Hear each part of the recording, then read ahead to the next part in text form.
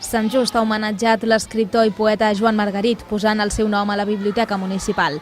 El passat 22 d'octubre, l'equipament es va omplir de santjustencs i santjustenques que també volien fer el seu particular reconeixement al poeta, que ha obtingut premis tan destacats com ara el Crítica Serra d'Or i el Premi Nacional de Literatura de la Generalitat.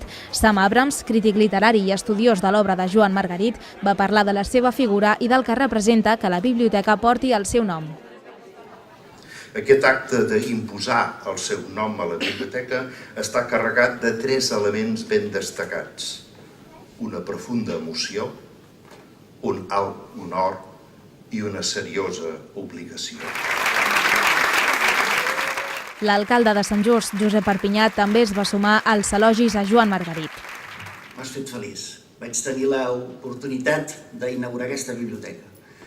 Vaig tenir l'oportunitat de fer o inaugurar també una gran remodelació de Can Ginesta. I avui em fas feliç, com tots els que estem aquí, com tots, i permeteu-me que agafi aquesta felicitat, perquè estic segur que és així el que sentiu, que avui aquesta biblioteca, aquest pou de coneixement que hi ha aquí, aquesta gran educació que hi ha aquí i aquesta gran convivència que hi ha aquí, porti el teu nom. Joan Margarit va llegir alguns dels seus poemes amb l'acompanyament musical del seu fill Carles Margarit. Et canto a tu, però no ho sap ningú. No saben per què sóc un vell que canta.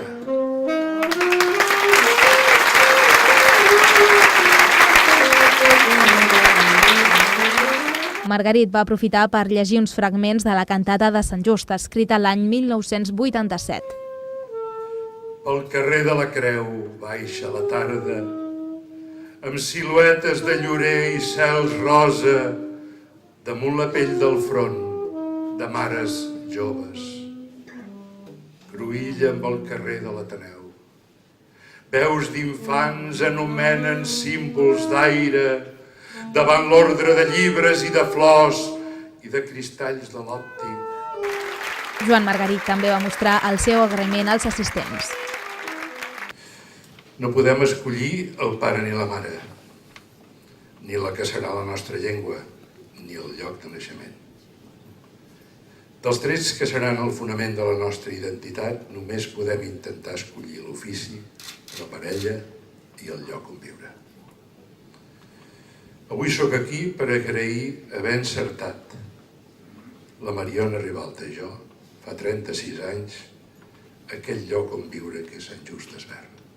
Perquè, com en el poema de Mayakovsky, em doneu l'oportunitat de retrobar-me amb mi mateix en aquest vaixell, en la proa i la popa del qual hi heu posat el meu nom.